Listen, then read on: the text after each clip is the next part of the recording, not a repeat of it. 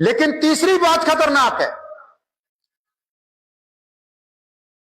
کچھ بدماشوں نے، کچھ گنڈوں نے، کچھ بے ایمانوں نے داڑھی رکھ لی، لمبے لمبے کرتے پہن لیے، سر پہ پگڑیاں باندھ لی، اور مسجدوں اور مدرسوں کے نام پر مسلمانوں کی پیٹھ میں چھرا گھونپنے کے لیے چھری تیار کر کے تیار نکلا ہے رستے۔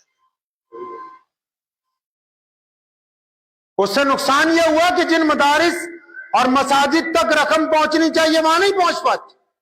یہ جو چرب زبان بے ایمان ہے، مولوی بھی نہیں ہے، مولویوں کا روپ دھار رکھا ہے، اگر مولوی ہوتے تو حرام نہ کھاتے۔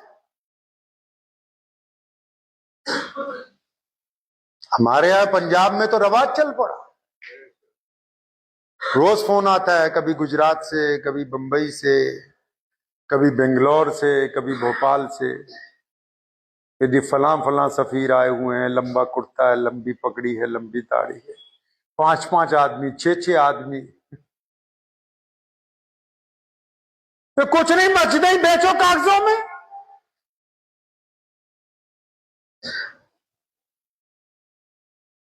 تو جو لوگ دین کا نام لے کے دین سے بددیانتی کرنا چاہتے ہیں،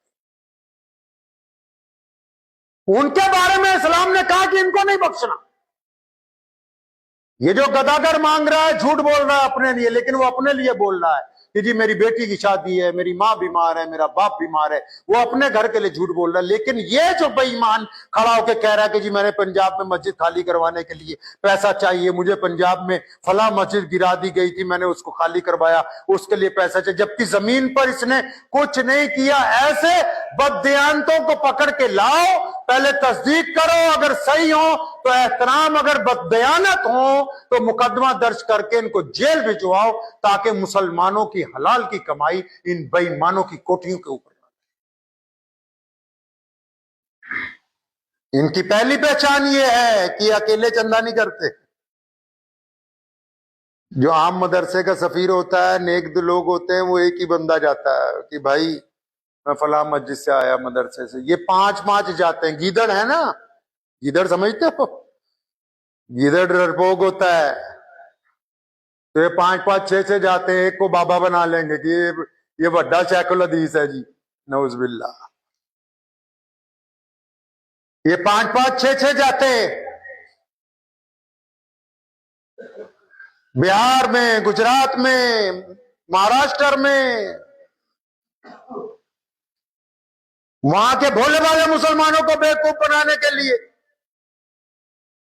ہمارے ہاں بھی آتے ہیں، یو پی سے، بہار سے، پچھلے سال الحمدللہ 15 ڈپلیکیٹ مولوی پکڑوائے اللہ کے فضل و کرم سے، کہیے سبحان اللہ۔ مقدمہ درج کر کے جیل بھی بھجوائے الحمدللہ۔ پیسہ بانٹے، صبح شام بانٹ رہے ہیں۔ جب سے یہ مسجد کھلی ہے الحمدللہ اب تک 1000 مساجد نئی تعمیر ہو گئی، نئی مساجد کے علاوہ 1000 پرانی کھل گئی، ڈسپینسریاں چل رہی ہیں، بیماروں کا علاج ہو رہا ہے۔ لیکن یہ نہیں کہ کوئی بے ایمانی کر کے مسجد مدرسہ کے نام کے اوپر اپنا گھر بنانے لگا، ایسا نہیں ہو سکتا۔ محمد رسول اللہ صلی اللہ علیہ وسلم نے ہمیں سکھایا کہ اپنے دین کے وفادار رہو، دین کے۔ رسول اللہ کا نام لے کے دین کے ساتھ دھوکہ کرنا تو پھر یہ سمجھنا کہ ہم کامیاب ہو گئے ہیں۔ یہ بددیانت جو ہے مرنے کے بعد قبر میں ان کو پتہ لگے گا کہ تم نے پنجاب کے نام پر، کبھی بہار کے نام پر، کبھی اڑیسہ، یہ 3 مظلوم، جن کو ہم مظلوم اسٹیٹ کہہ لو، جنہوں نے دھندا بنا رکھا ہے ان کا۔ یہ ساری باتیں کھول کے اس لیے بتا رہا ہوں تاکہ جب دینا ہے اللہ اور اس کے رسول کے نام پر تو دونوں آنکھیں کھول کے، جب مسجد اور مدرسے کے نام پر دینا ہے تو دونوں آنکھیں کھول کے کہ پیسہ صحیح جگہ جائے۔